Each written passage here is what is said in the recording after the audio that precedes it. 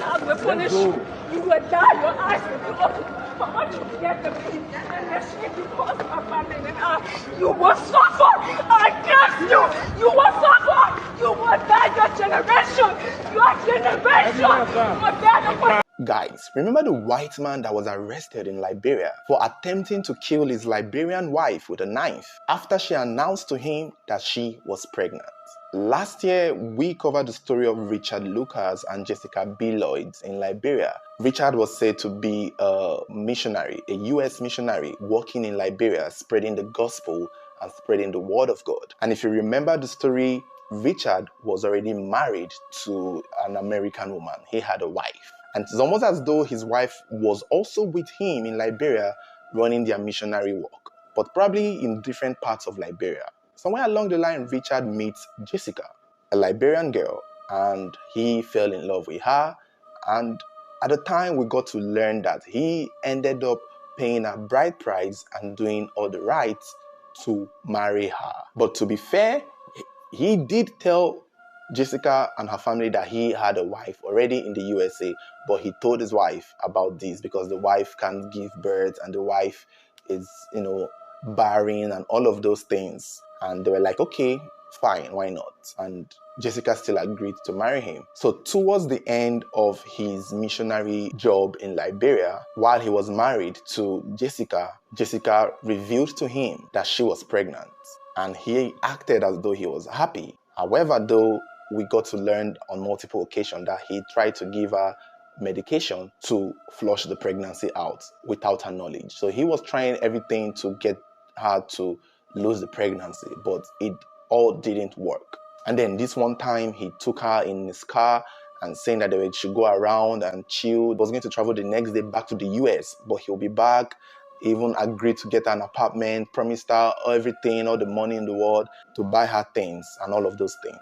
And while they were in the vehicle, going back and forth, finding the perfect spots to stay and chill and talk, he even tried to coerce her to go into a cemetery so that they can go and look around the cemeteries, thinking this is one of those American movies where you walk into the cemetery to chill and have picnic.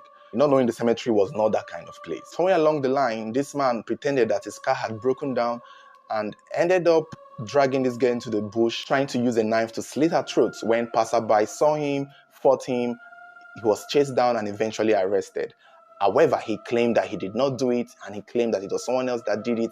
Jessica survived it, and all of those bits, he was taken to court. And somewhere along the line, we don't know how the court proceedings went, but last week it was announced that he was found not guilty and had been set free. And in this video, you could see Jessica chasing him down and raining curses at him, swearing at him. It's not clear how he did it, but we kind of figured out that maybe he had a good defense lawyer, or maybe he paid his way out. After all, he's an American. And if the American government, or he has support from his American community, there's a chance that he could have gotten away with this. There's a chance that he could manipulate the law in Liberia not to be held accountable. But we don't know if they will appeal or if he will finally be set free and allowed to go back to his country. We don't know the deal there. But what we are getting to here is that he was found not guilty. Part of why I think he was found not guilty is most likely because Jessica did not die eventually. And the truth is, given Liberia's history with finding justice for women who lose their life in weird circumstances in the hands of their men, especially foreign men, there's still a chance that even if Jessica had died, he would have still been set free. Because I don't understand what is going on in Liberia. Why foreigners are coming into your land to do this and then getting away with it. And I'm sure his lawyer was also Liberian. Well, it's weird and it's really sad. I don't know what the next step is. I read somewhere that the Liberian government will make sure he doesn't leave the country. I don't know why else they are holding him hostage, in case maybe they want to take it to the Court of Appeal. I don't know. Now that he has his freedom, I'm sure he would go back to his country. But this is just unfortunate. It's sad and it breaks my heart. But thank God Jessica is alive, because it could have been worse. She could have been dead and he would have still gotten free.